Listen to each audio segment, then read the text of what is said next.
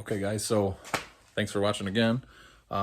This is the continuation video from last week, and we're gonna put a couple more hours in and try to get a few more things in on the Loadstar. So hang tight and I'll show you what we got going. Okay guys, so here's what I started with.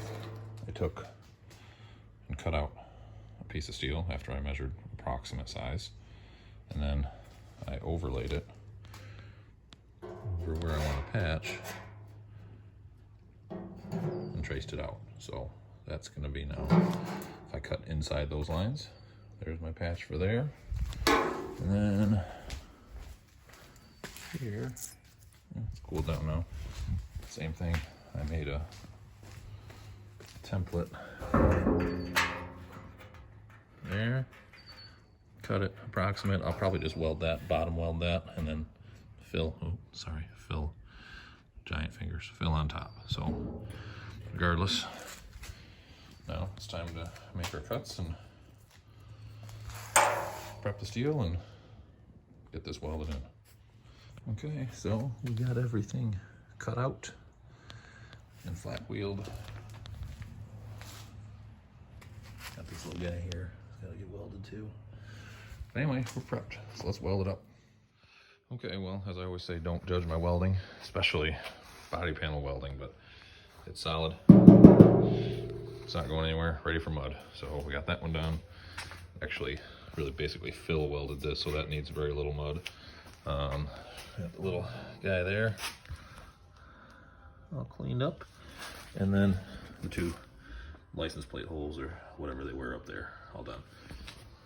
So I don't have a ton of time left today before we go to a little family function this afternoon, but I think I've got enough time to scuff this up with the DA a little bit, both of them for that matter, and get a coat of mud on, which is awesome.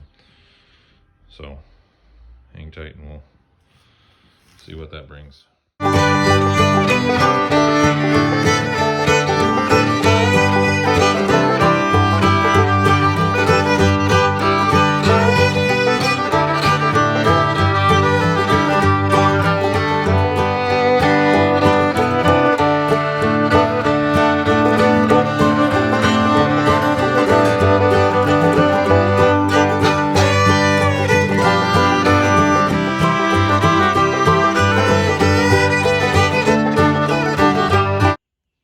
Okay, so as you saw in the time lapse there,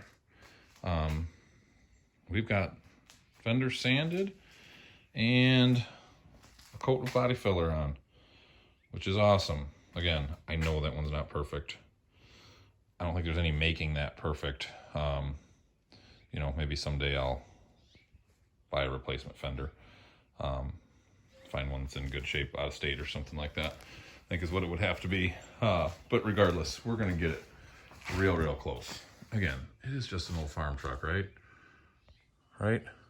You know, we've got this bed that's rusty and has issues, and you know, I'm not a body man. I'm not a perfect painter. You know, we know it looks pretty good. We don't have runs and sags, but yeah, there's a little bit of orange peel in it. I'm not perfect, so we're trying to make this project be not a six-figure project, basically. So with that being said, as we said all the time, I always remind you guys, this is not supposed to be perfect, but if we can get 90-95%, I'm pretty friggin' thrilled with that. So anyway, what I did notice is that if you look underneath, actually the good fender is worse, to be honest with you, but if you look up in here, look at all that nasty rust. That side is surprisingly not perfect, but it's pretty good. So we've got that problem, and then we've got those brackets sitting over there that need sandblasting. So I'm going to get out my trusty old sandblaster in the next few weeks, and we're going to blast those, and I'm going to blast the inside of these fenders, you know, get them hung up on something out in the driveway or whatnot. But we'll do that, and I think I'm just going to do like some undercoating, you know, probably prime it, obviously, maybe some etch primer or something like that, but then we'll just do a rubberized undercoat on the on the inner side of the fenders first, and then once that's done, then we can paint. So we're getting there, getting close. We'll do a sanding next weekend, and obviously then I'm sure we're going to need to do another coat of body filler.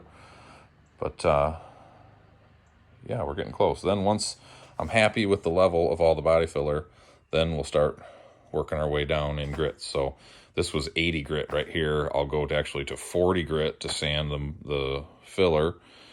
And then we'll start stepping up. Once we know we're filled completely, we'll get up to, we'll jump to 180 and then up to 400. So that'll be the process.